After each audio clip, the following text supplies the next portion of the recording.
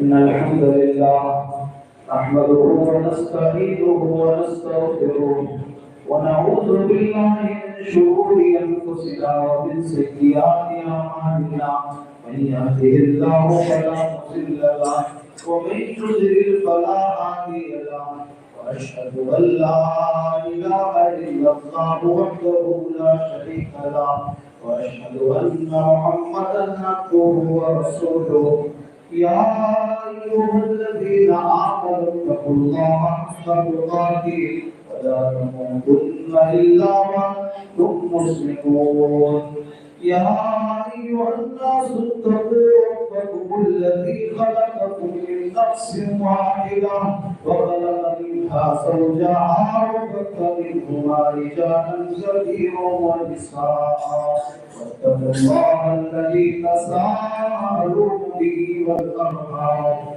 إن الله كان عليكم رقيبا يا أيها الذين آمنوا اتقوا الله وقولوا قولا سديدا يصلح لكم أعمالكم ويغفر لكم ذنوبكم ومن يطع الله ورسوله فقد فاز فوزا عظيما أما بعد فإن خير الحديث كتاب الله وخير الهدي هدي محمد صلى الله عليه وسلم وشر الأمور محدثاتها وكل محدثة بدعة وكل بدعة ضلالة وكل ضلالة في النار. أعوذ بالله من الشيطان الرجيم. بسم الله الرحمن الرحيم. ولا تهنوا ولا تحزنوا وأنتم الأعلون إن كنتم مؤمنين. سبحانك لا علم لنا إلا ما علمتنا إنك أنت العليم الحكيم. رب اشرح لي صدري ويسر لي أمري واحلل عقدة من لساني يفقهوا قولي. رب زدني علما اللهم رب زدني علما. اپنی سبھی ہم روزانہ کیونکہ وہ پڑھائی اس ذات پاک کے لیے ہے جو رب العالمین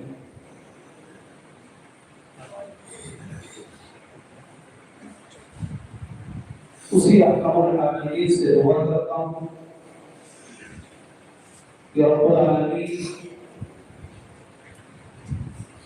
قیامت کی صبح تک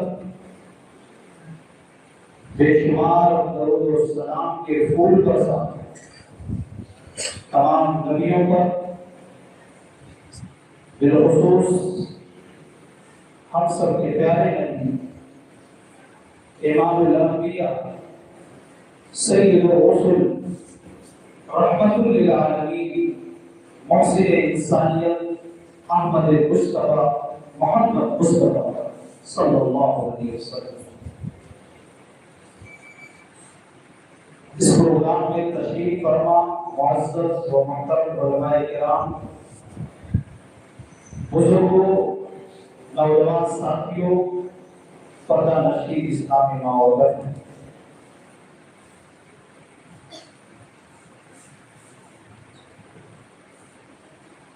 اس سے پہلے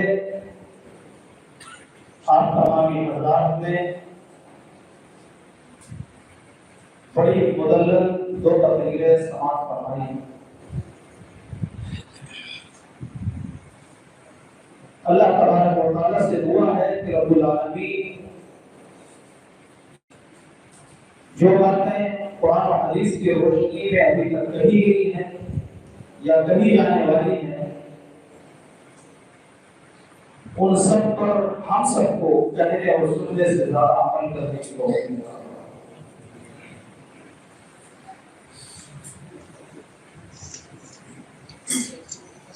سامعین کرام، میرا ارادہ تھا قرآن کی عظمت کے تعلق سے بولنے کا، لیکن فضیلت الشیخ عبداللہ سلفی حفظہ اللہ کا آپ نے جامع بیان سن لیا ہے، اس لیے میں چاہتا ہوں تھوڑی دیر آپ تمامی حضرات کے سامنے حالات حاضرہ پر اور حالات حاضرہ میں یعنی دور حاضر میں ہماری ذمہ داریاں کیا کیا ہیں، ہماری ذمہ داریاں کیا ہیں، ہمیں کیا کرنا چاہیے، اس موضوع پر تھوڑی دیر بات کرو آپ کے ساتھ۔ مطلب بھائیو، پوری دنیا میں مسلمانوں کے جو حالات ہیں اور ہمارے ملک کے مسلمانوں کے جو حالات ہیں وہ کسی سے بھی چھپے ہوئے نہیں، وہ ہماری اور آپ کی نظروں کے سامنے ہیں۔ وہ مناظر، وہ تصاویر ہم اور آپ جہاں جہاں مسلم سماج پر ظلم و ستم ہو رہا ہے ہم اور آپ کی نظروں کے سامنے دیکھ رہے ہیں۔ ہمارے ملک کے اندر بھی اسلام کی سب سے بڑی دشمن میڈیا نے اس طرح زہر ہوگا اسلام کے خلاف کہ آج ہمارے برادران وطن بھی ہمارے خلاف زہرافشانی کر رہے ہیں اور ہمیں غلط نظروں سے دیکھ رہے ہیں۔ میرے بھائیوں،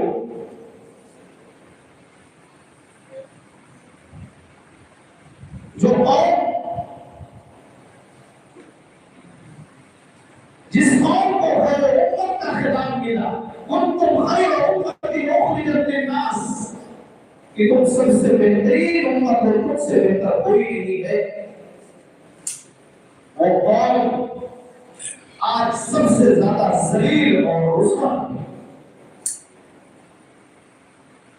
دنیا میں سب سے سستا ووٹ کسی کا ہے تو مسلمان کا، مسلمان کا ووٹ بہ رہا ہے، بہنے تو کسی کو کوئی فرق نہیں پڑ رہا۔ مسلمانوں کی عزت لٹ رہی ہے تو لٹنے دو، کسی کو کوئی فرق نہیں پڑ رہا۔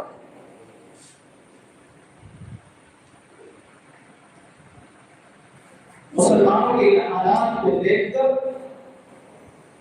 دل چاہتا ہے پہلے کتاب الملاحم، ابو داؤد کتاب الملاحم کی حدیث پاک پیش کرو آپ کے سامنے، جس کے اندر جناب محمد رسول اللہ صلی اللہ علیہ وسلم نے پیشی ہوئی فرمائی، جس کے راوی حضرت ثوبان رضی اللہ عنہ، حضرت ثوبان رضی اللہ عنہ کہتے ہیں کہ جناب محمد رسول اللہ صلی اللہ علیہ وسلم نے فرمایا، يوشك الأمم وابتلى عليكم كما تدعى الأكل إلى مصرعها، کہا میرے صحابہ اور زمانہ مجھ سے بہت ہی قریب ہے، اس ساری قوم تم پر ٹوٹ پڑے گی جیسے بھوکے لوگ دسترخوان پر ٹوٹ پڑتے ہیں کھانے کی۔ صحابہ نے سوال کیا، اے اللہ کے رسول، قال ومن قلت النحر يومئذ، اے اللہ کے رسول کیا اس کی تعداد ہماری بہت کم ہو؟ نبی پاک جناب محمد رسول اللہ صلی اللہ علیہ وسلم نے جواب دیا، نہیں، قال بل انتم يومئذ كثير، بلکہ اس دن تمہاری تعداد بہت زیادہ ہوگی، تو تعداد میں بہت زیادہ ہوگی۔ آج عیسائیوں کے بعد وہی میں دوسرے نمبر پر مسلمان ہے، لیکن جتنا بے بس اور جتنا مجبور مسلمان ہے کوئی اور اتنا مجبور نہیں ہے۔ صحابہ کے دل میں فوراً یہ بات آئی کہ اللہ کے رسول کے تعداد میں کم ہو گئے۔ نبی اکرم جناب محمد رسول اللہ صلی اللہ علیہ وسلم نے کہا، نہیں، تمہاری تعداد بہت زیادہ، حیثیت کیا ہوگی؟ ولكنه غصاء كغصاء السيل سمندر میں جو تنکے پڑے ہوتے ہیں سمندر کی موجیں آتی ہیں دن کو سمندر کی لہریں آتی ہیں اور بہا لے جاتی ہیں ویسے ہی تمہاری حیثیت ہوگی سمندر میں جو تنکا پڑا ہوتا ہے سمندر کی لہروں کے سامنے تنکے کی کوئی حیثیت نہیں ہوتی ہے اسی طرح تمہاری کوئی حیثیت نہیں ہوگی تمہاری کوئی اولاد نہیں ہوگی سوال وَلَيَنزِعَنَّ اللَّهُ مِن صُدُورِ قُلُوبِهِمْ الْمَحَابَّةَ مِنكُمْ اور اللہ تبارک و تعالی تمہارے دشمنوں کے دلوں سے تمہارا روب اور دبدبا نکال دے گا تمہارا دشمن تم سے ڈرے گا نہیں تمہارا دشمن تم سے خوف نہیں کھائے گا وَلَيَنزِعَنَّ اللَّهُ مِن صُدُورِ قُلُوبِهِمْ الْمَحَابَّةَ جانوروں کے مرنے پر عدالتوں کو جب کیس چلا کرے گے پھر مروں کے اندر کوئی پوچھنے والا نہیں ہوگا جناب محمد رسول اللہ صلی اللہ علیہ وسلم نے آگے فرمایا وَلَيَقْذِفَنَّ اللَّهُ فِي قُلُوبِكُمُ الرُّعْبَ کہ اللہ تبارک و تعالیٰ تمہارے دلوں کے اندر اے مسلمانوں وہاں نام کی ایک بیماری پیدا کر دے گا صحابہ نے کہا ہے اللہ کے رسول قالوا وَمَنْ یا رسول اللہ یہ بہت نام کی بیماری کیا ہے آپ نے فرمایا دنیا و کراہیت الموت مومن ہونے کے باوجود تمہیں دنیا بہت زیادہ محبوب ہو جائے گی اذان کی آواز آئے گی اللہ اکبر حی علی الصلاۃ حی علی الفلاح کی آواز آئے گی لیکن تم اپنی کاروبار میں لگے رہو گے دنیا و کراہیت الموت مومن ہونے کے باوجود تمہیں دنیا پر ہو جائے گی آخرت کو بھول جاؤ تمہاری توجہ صرف دنیا حاصل کرنے پر ہو جائے گی اور کراہیت الموت اور مومن ہونے کے باوجود تم موت سے نفرت کرنے لگو گی کیا ایسا لگ نہیں رہا ہے کہ جناب محمد رسول اللہ صلی اللہ علیہ وسلم نے اس زمانے کو دیکھ کر اپنے تشریف ہوئی پر آج ہمارا دشمن ہم سے ڈر نہیں رہا ہمارے بزرگ بتاتے ہیں ہمارے بڑے لوگ بتاتے ہیں کہ وہ لوگ جو ہمارے بغل بیٹھنے کی جو ہمت اور جرأت نہیں کرتے تھے وہ لوگ آج ہم سے آنکھوں میں آنکھیں لے کر بات کرتے ہیں بولتے تمہاری حیثیت کیا حالات کہاں پر پہنچ گئے اور ایک بات بتاؤ محترم بھائیوں کہ اگر ایمان میں کمزوری ہو تو تعداد سے کچھ نہیں ہوگا تعداد کتنی بھی ہو اگر ایمان میں لچک ہے کمزوری ہے تو تعداد سے کچھ نہیں ہوگا فتح مکہ کے بعد غزوہ حنین جس کے سیرے سالار خود جناب محمد رسول اللہ صلی اللہ علیہ وسلم اتنی بڑی تعداد کسی غزوے میں نہیں تھی 12,000 صحابہ کرام کا لشکر ہو ہتھیار سے لیس لیکن دل میں صرف اتنی بات آئی وسائل پہ زیادہ بھروسہ کر لیا کہا کہ اس بار جیت تو ربی ہے تعداد اتنی زیادہ ہماری ہے وسائل ہے اس بار جیت تو ربی ہے مطالعہ کیجیے علماء بیٹھے ہوئے بنو حوازن کے 3 اندازوں نے جب 3 منظرہ شروع کیا 12,000 کی لشکر کی تعداد بٹھا گئی چند 2-3 سو صحابہ سے موجود رہے اور سارے لوگ پیٹ پہ بھاگنے لگے بٹھا گئے قربان جائیے اپنے نبی کی شجاعت پر اپنے نبی کی بہادری پر جناب محمد رسول اللہ صلی اللہ علیہ وسلم نے موقع کو سنبھالا اور کہا میرے صحابہ انا نبی العظیم انا ابن عبد المطلب میں سچا نبی ہوں میں سچا پیغمبر ہوں کہاں جا رہے ہو یہ عبد المطلب کا بیٹا تمہارا سچا نبی محمد رسول اللہ ادھر کھڑا ہوا ہے تم کہاں جا رہے ہو جناب محمد رسول اللہ صلی اللہ علیہ وسلم نے مجھے کو سمجھایا صرف ایمان میں اتنی لچک آئی تعداد پر بھروسہ کر لیا وسائل پر زیادہ بھروسہ کر لیا اللہ پر بھروسہ زیادہ کرنا چاہیے انسان کو وسیع کرتا ہے۔ ہمارے ایمان کا کیا حال ہے؟ صبح سے لے کر شام تک نہ جانے کتنا ایمان کا سودا ہوا کر رہا ہے۔ قرآن پڑھیے وَيَوْمَ حُنَيْنٍ إِذْ أَعْجَبَتْكُمْ كَثْرَتُكُمْ فَلَمْ تُغْنِ عَنكُمْ شَيْئًا وَضَاقَتْ عَلَيْكُمُ الْأَرْضُ بِمَا رَحُبَتْ ثُمَّ وَلَّيْتُم مُدْبِرِينَ۔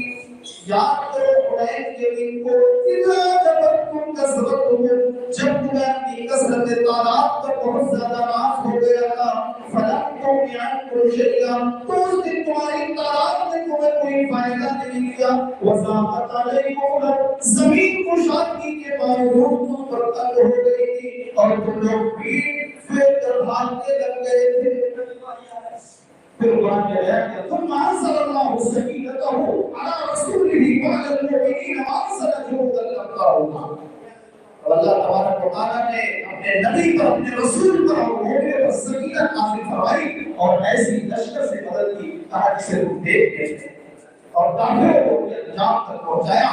میرے بھائیوں، صرف ایمان میں اتنی لچک آئی، صحابہ کے دل میں صرف یہ آئی، کثرت تعداد پر ناز ہو گیا۔ اللہ تبارک و تعالیٰ نے اپنے نبی کے صحابہ کو معاف نہیں کیا۔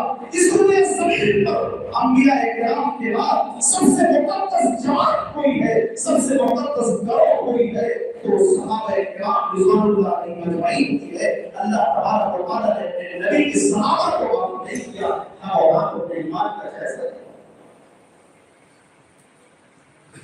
ورنہ تو اللہ نے وعدہ کیا وَلَا تَهِنُوا وَلَا تَحْزَنُوا وَأَنْتُمُ الْأَعْلَوْنَ إِن كُنتُم مُّؤْمِنِينَ۔ غم کرنے کی کوئی ضرورت نہیں، رنجیدہ ہونے کی کوئی ضرورت نہیں ہے، تم بھی سلطنت رہو گے، حکومت تمہارے ہاتھ میں ہوگی، شرط یہ ہے کہ تم مومن بن جاؤ۔ آج یہودیوں کا الزام ہمارے اور آپ کے اوپر، فلسطین کے حالات ہماری اور آپ کی نظروں کے سامنے، ہمارے ملک کے حالات ہماری اور آپ کی نظروں کے سامنے ہیں۔ میرے بھائیوں، حالات کے آزاد پر یہ چند باتیں کہی گئی، حالات ہماری اور آپ کی نظروں کے سامنے ہے اور سوال یہ پیدا ہوتا ہے میرے بھائیوں، پوری دنیا کی تصویر اس وقت ہو جس وقت ہو رہے امت کا اگر اس سوال کا جواب ہم تلاش کریں تو سورہ رات کی ایک آیت کے اندر اللہ تبارک و تعالیٰ نے دنیا کی ساری قوموں کی حالت کو اللہ نے بیان کیا۔ ان اللہ لا یغیر ما بقوم حتى یغیروا ما بانفسهم۔ اللہ تبارک و تعالیٰ کسی قوم کی حالت کو اس وقت نہیں بدلتا جب تک کہ وہ حالت کو خود نہ بدل لے۔ اللہ تبارک و تعالیٰ کا ایک قانون ہے، کسی کو عزت دے کر اس وقت تک عزت چھینتا نہیں جب تک کہ عزت والا خود اپنی عزت کا دشمن نہ ہو جائے۔ اللہ تبارک و تعالیٰ کا ایک قانون ہے، کسی کو دولت دے کر دولت اس وقت تک چھینتا نہیں جب تک کہ دولت والے میں غرور نہ آ جائے، تکبر نہ آ جائے۔ اللہ تبارک و تعالیٰ کا ایک قانون ہے کہ کسی قوم کو اس سے زوال کر اس وقت نہیں کرتا جب تک کہ وہ قوم دینی اعتبار سے گر نہ جائے، شرعی اعتبار سے گر نہ جائے، اپنے اخلاقی اعتبار سے گر نہ جائے۔ میرے بھائی کو ہم بدلے، حالات بدلے، ہم بدلے، ہم دینی اعتبار سے گرے، ہم شرعی اعتبار سے بہت پیچھے، ہم اخلاقی اعتبار سے گرے تو ہمارے حالات بھی اللہ نے بدل دیا۔ وَإِذَا أَرَادَ اللَّهُ بِقَوْمٍ سُوءًا فَلَا مَرَدَّ لَهُ۔ اور جب اللہ تبارک و تعالیٰ کسی قوم کو تباہ کرنا چاہے، برباد کرنا چاہے، ذلیل و رسوا کرنا چاہے تو اسے پھیرنے والا بھی کوئی اور نہیں ہے۔ وَمَا لَهُم مِّن دُونِهِ مِن وَالٍ۔ اور جب کسی قوم پر تباہی آ جائے، بربادی آ جائے، ذلت و رسوائی چھا جائے تو اسے پھیرنے والی بھی ذات اللہ کے علاوہ کوئی اور نہیں ہے۔ ایک آیت کے اندر اللہ تبارک و تعالیٰ نے دنیا کی ساری قوموں کی حالت کو بیان کیا۔ اب سوال یہ پیدا ہوتا ہے کہ ان حالات میں کریں کام تو بہت سارے کر رہے ہیں، لیکن 5-6 چیزیں اشارہ تک بتا کے اپنی بات کو جو کرنا اللہ تبارک و تعالیٰ نے میرے بھائیوں سورہ آل عمران کے اندر 2 چیزوں کو تذکرہ کیا ہے۔ کہا کہ تم صابر بن جاؤ اور متقی بن جاؤ، تمہارا دشمن کچھ بھی تمہیں نقصان نہیں پہنچا پائے گا، تمہارا جو دشمن ہے اس کی چالوں کو ناکام کرا دے۔ یہ اللہ تبارک و تعالیٰ کا وعدہ ہے۔ وَإِن تَصْبِرُوا وَتَتَّقُوا لَا يَضُرُّكُمْ كَيْدُهُمْ شَيْئًا، اگر تم لوگ صابر بن جاؤ، متقی بن جاؤ، لَا يَضُرُّكُمْ كَيْدُهُمْ شَيْئًا، تو تمہارا دشمن تمہیں کچھ بھی نقصان نہیں پہنچا پائے گا، ہم تمہارے دشمن کی چالوں کو ہم ناکام بنا دیں گے۔ یہ اللہ تبارک و تعالیٰ کا وعدہ ہے۔ صابر بننا بڑا مشکل کام ہے۔ اچھا لگتا ہے کسی کو کہنے میں کہ صبر کرو، اللہ اچھا بدلا دے گا، نیک بدلا دے گا، لیکن صبر کا بھی امتحان ہوتا ہے، صبر کا بھی امتحان ہوتا ہے۔ صبر کرنا بہت مشکل کام ہے، اسی لیے اللہ تبارک و تعالیٰ نے کہا یا ایھا الذین آمنوا استعینوا بالصبر والصلاۃ، اے ایمان والو صبر اور نماز کے ذریعے اللہ سے مدد طلب کرو۔ اور جب اللہ نے معیت بتائی تو ان اللہ مع الصلاۃ نہیں کہا کہ اللہ نماز پڑھنے والوں کے ساتھ ہے، بلکہ اللہ نے کہا ان اللہ مع الصابرین، اللہ صبر کرنے والوں کے ساتھ ہے۔ نماز پڑھنے کا یہ آسان کام ہے، صبر کرنا ایک بہت مشکل کام ہے، اور رمضان کا مہینہ قریب آ رہا ہے، جیسے چاند نکلے گا جب انسان ارادہ کر لیتا ہے تو اس کے لیے نماز بہت آسان ہے، لیکن صبر کرنا ایک بہت مشکل کام ہے۔ ابھی پتہ چل جائے کسی کو کسی کے دکان میں آگ لگ گئی یا کسی کے جوان بیٹے کا انتقال ہو گیا، پھر وہ دیکھو کیسے صبر کرتا ہے۔ مسلم کی اس روایت کو یاد کیجیے، جناب محمد رسول اللہ صلی اللہ علیہ وسلم کا گزر ہوا، ایک عورت ایمان پہ لائی تھی، لیکن اس نے اپنے نبی جناب محمد رسول اللہ صلی اللہ علیہ وسلم کو کبھی دیکھا نہیں تھا۔ وہ اپنے جوان بیٹے کے پاس، اپنے جوان بیٹے کے قبر کے پاس بیٹھ کر رو رہی تھی۔ اللہ کے نبی صلی اللہ علیہ وسلم نے سمجھایا، اے اللہ کی بندی صبر کر، اللہ تمہیں اچھا بدلہ دے گا، نیک بدلہ دے گا۔ اس نے نظریں اٹھائی، جب سمجھانے والے شخص جناب محمد رسول اللہ صلی اللہ علیہ وسلم پر نظر پڑی، اس نے کہا چل چل آج تو مجھے صبر کی ترغیب کروائے، آج میرے جوان بیٹے کا انتقال ہو گیا ہے، آپ رحمت للعالمین تھے، آپ مسکرائے، اٹھے اور چل دیے۔ 3 دن کے بعد کسی نے صحابہ کو بتایا، وہ جناب محمد رسول اللہ صلی اللہ علیہ وسلم تھے، وہ عورت اللہ کے نبی کی خدمت میں حاضر ہوتی ہے، اے اللہ کے نبی میں آپ کو جان نہ سکی، میں آپ کو پہچان نہ سکی، اے اللہ کے نبی آج مجھے صبر کی تلقین کر دیجیے، آج میں صبر کروں گی۔ نبی نے فرمایا انما الصبر عند الصدمة الأولى، صبر وہ ہے جو پہلی مصیبت میں کیا جائے، آپ کے تو ہر کسی کو صبر آ جاتا ہے۔ اے اللہ کی بندی جا صبر کرنے سے کوئی فائدہ نہیں ہے۔ صبر کرنا بہت مشکل کام ہے، لیکن صبر کا ایک ہی معنی اور آپ جانتے ہیں وہ یہ کہ کسی کا انتقال ہو جائے تو انا للہ و انا الیہ راجعون، معلوم ہونا چاہیے کہ صبر کی اس میں ایک صبر جس کا معنی ہم آپ جانتے ہیں، اور دوسرا صبر نیکی کے کاموں پر صبر کا۔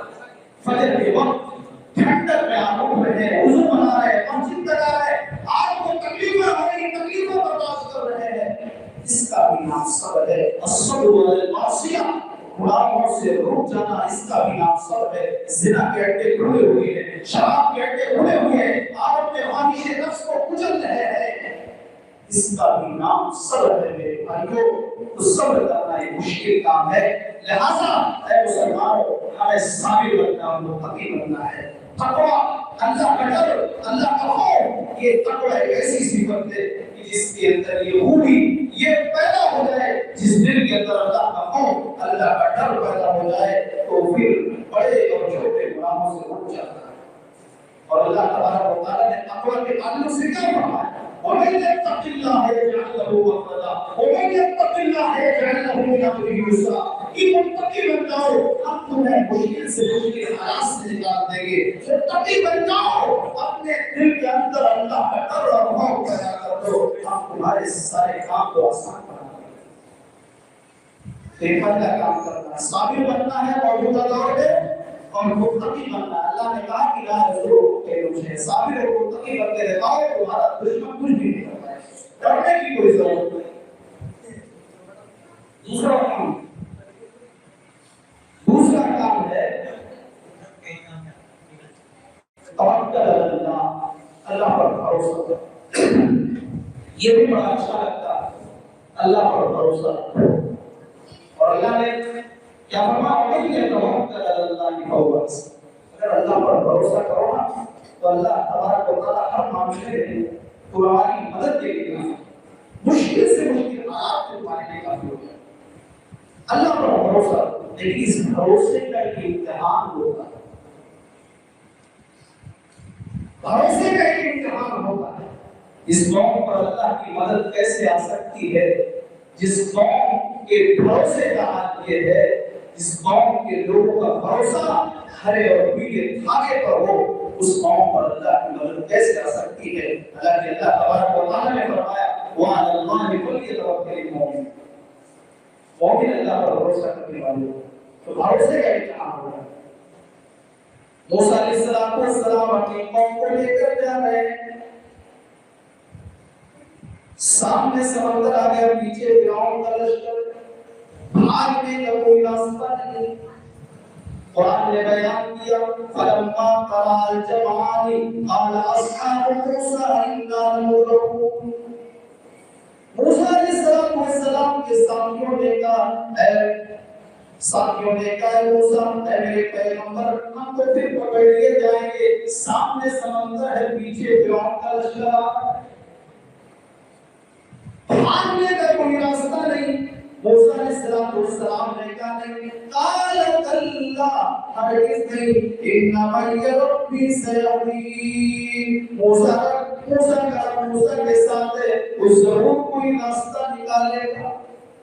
اللہ تبارک و تعالیٰ نے جب دیکھا میرے پیغمبر کو میری ذات پر کتنا بھروسہ ہے، اللہ نے میرے حکم دیا اضرب بعصاک البحر فانفلق فکان من الطود العظیم، اے موسیٰ، اے میرے پیغمبر، اپنی عصا کو، اپنی لاٹھی کو پانی پر مارو۔ موسیٰ علیہ السلام نے اپنی عصا کو پانی پر مارا، پانی میرے طرف پہاڑ پر کھڑا ہو گیا۔ موسیٰ علیہ السلام اپنی قوم کو لے کر نکل گئے، اور فرعون کا انجام کیا ہوا ہم اور آپ جانتے ہیں۔ پانی دونوں طرف پہاڑ بن کے کھڑا ہو گیا۔ تب جب کوئی وسائل نہ ہو، کوئی سبب نہ ہو بچنے کا، اس وقت بھروسے کریں گے آپ۔ ابراہیم علیہ السلام کو آگ میں ڈالے جانے کی تیاری، لیکن دل میں خلیل اللہ کو کوئی ڈر نہیں ہے۔ مورخین لکھتے ہیں کہ ہواؤں کا فرشتہ آتا ہے، ابراہیم کہو تو ہوا جلد ہو، آگ ٹھنڈی ہو جائے۔ ابراہیم علیہ السلام نے کہا نہیں، چلے جاؤ، میں اللہ کی توحید کے لیے آگ میں جا رہا ہوں، میں اللہ کی توحید کے لیے آگ میں جا رہا ہوں، ہمارا اللہ ہمارے لیے کافی ہے۔ کوئی لمبی چوڑی دعا نہیں کی، حسبنا اللہ ونعم الوکیل، ہمارے لیے ہمارا اللہ کافی ہے، وہ بہترین کارساز ہے، کام بنانے والا ہے۔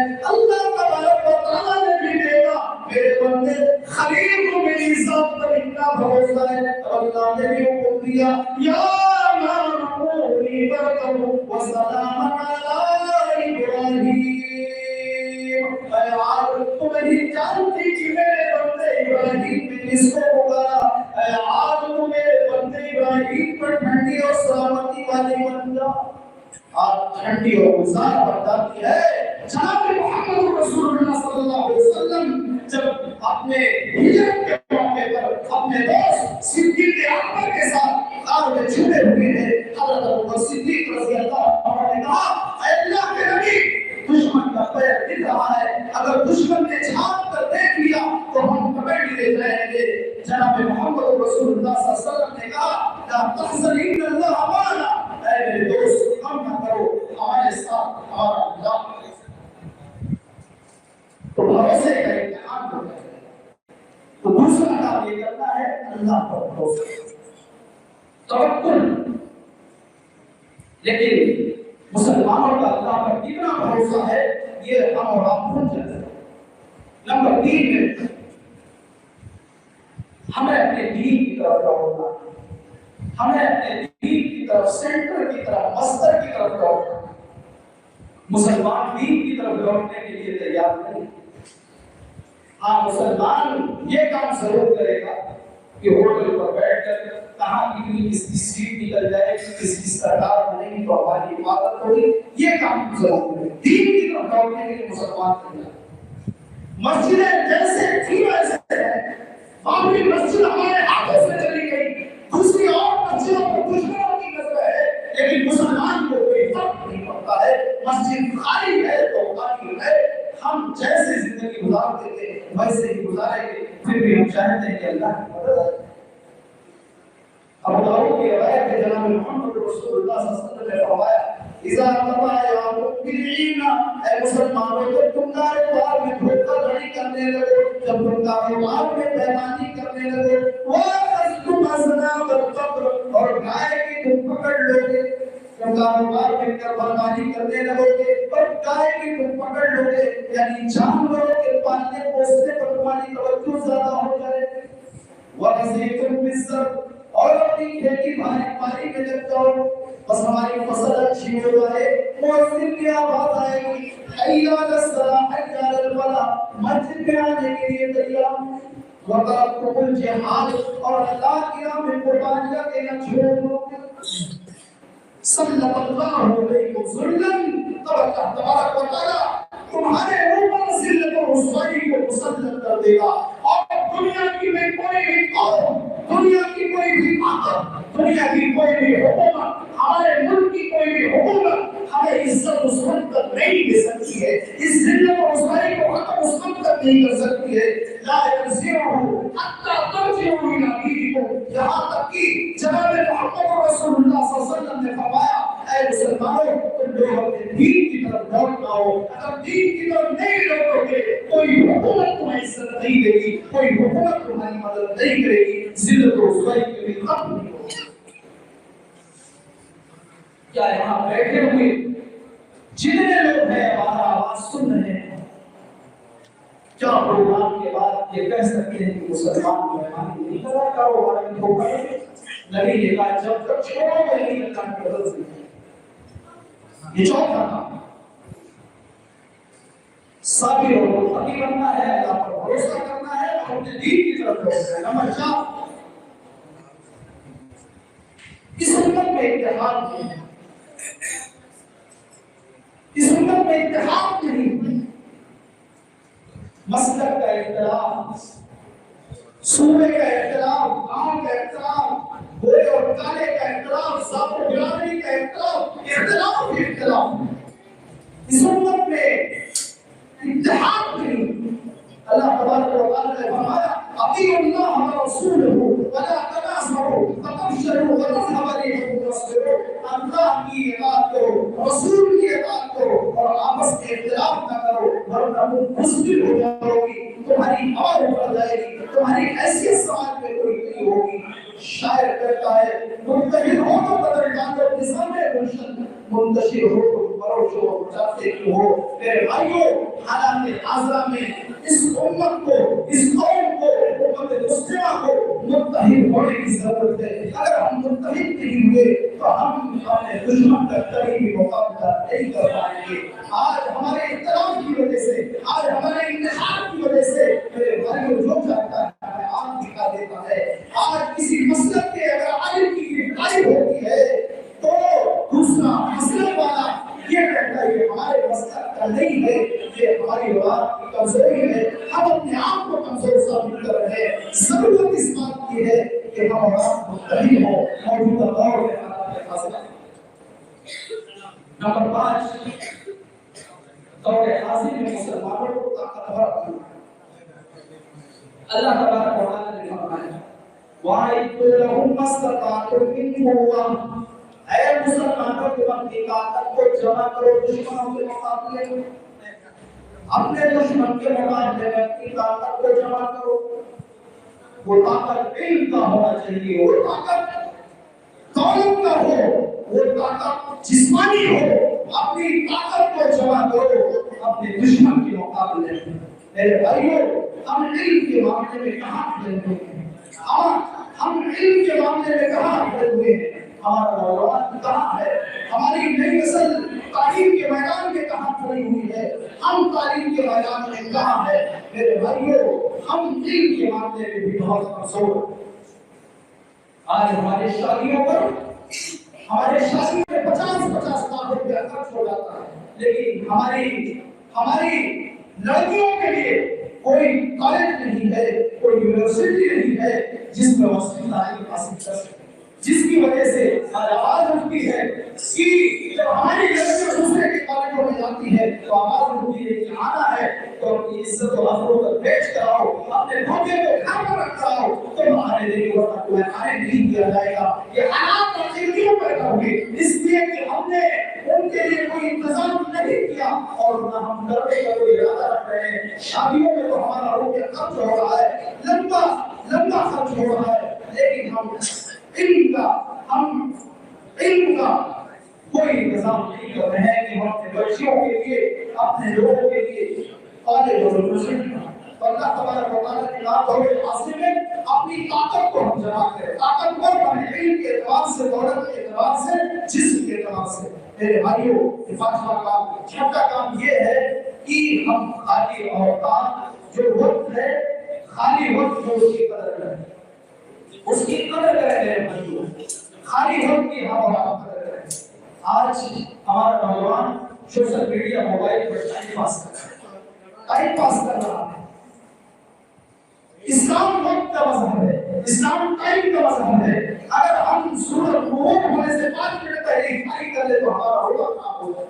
اسلام وقت کا مذہب ہے. جمعہ کے دن جو سب سے پہلے آتا ہے اس کو اتنا ثواب ملے گا، جو بعد میں آتا ہے اس کو نہیں مل سکتا ہے. اسلام وقت کا مذہب ہے، لیکن اسلام کا ماننے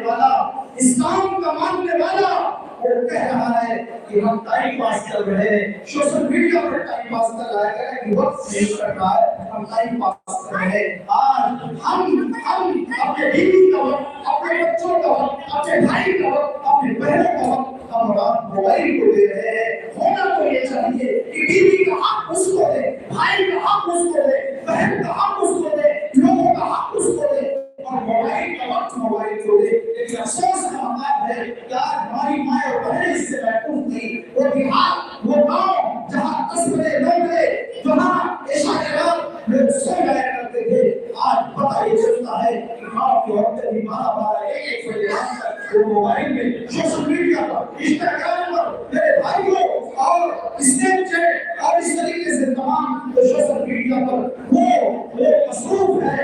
اور ہماری نوجوان لڑکیاں اپنے اسکولوں کو کہاں پڑے ہوئے ہیں. میرے بھائیوں دور حاصل میں ضرورت اس بات کی کہ ہم وقت کی قدر کریں، وقت کی قدر کریں. یہودی اگر پیغمبر بھی پڑھتے ہیں تو وہ ٹوائلٹ کے اندر پڑھتے ہیں. ہمارا مسلمان ہوٹل کے 4 پیش ہو، پھر بھی ہم سوچ رہے ہیں ہم عبادت کیسے کریں. میرے بھائیوں ضرورت اس بات کی ہے کہ نوجوانوں کو، نوجوان بچوں کو، نوجوان لڑکیوں کو ذمہ داری ہماری اولاد کی ہے کہ دین کی طرف آئے. انہیں ہم تعلیم کی طرف لے لیجیے، ان کی جوانی کو برباد کام ہو رہا ہے. آپ دیکھ لیجیے میچ IPL ہو، ورلڈ کپ ہو، مسلمان نوجوان وہ ڈریم 11 میں ٹیم بنا رہا ہے اور وہ چاہتا ہے کہ ان کو سبھی بن جائے اور پاپا کے پوچھنا ہے کہ VIP جو ہمارے لیے جائز ہے. افسوس کا بات ہے یہ VIP جو ہے ناجائز ہے، حرام ہے. علماء علم بیٹھے ہیں، علماء اس بات کو جانتے ہیں. میرے بھائیوں ضرورت اس بات کی ہے کہ آج کا وقت ہے ہم جو ہے وقت کی قدر کریں. ساتواں 2 چیزیں بتانے کی بات کو کر رہا ہوں. نمبر 7 قرآن کی عظمت پہ بیان ہوا ہے. ہمیں دور حاضر میں قرآن سے جڑنے کی ضرورت ہے. قرآن سے محبت کریں، قرآن سے ہم قرآن کو اپنے سینے سے لگائیں کہ قرآن کو ہم پڑھیں، اس کو سمجھیں، اس کی یہ اللہ کے نبی صلی اللہ علیہ وسلم نے فرمایا ان اللہ یرفع بهذا الكتاب اقواما ويذر به دیا کرے گا کہ اللہ تبارک و تعالی اس کتاب کے ذریعے بہت سے قوموں کو ذلیل و رسوا کرے گا. یہی وہ کتاب ہے اللہ کی کتاب قرآن مجید جس کی وجہ سے اللہ تبارک و تعالی بہت سے لوگوں کو ذلیل و رسوا کرے گا. اور یہی وہ کتاب ہے جس کے ذریعے اللہ تبارک و تعالی بہت سے لوگوں کو سربلندی عطا کرے گا, حکومتیں عطا کرے گا. قرآن سے ہماری امید ہے کہ بھائی کو ہمیں جائزہ لینے کی ضرورت ہے. موجودہ دور میں ہمیں قرآن کے اپنے رشتوں کو مضبوط کرنے کی ضرورت ہے.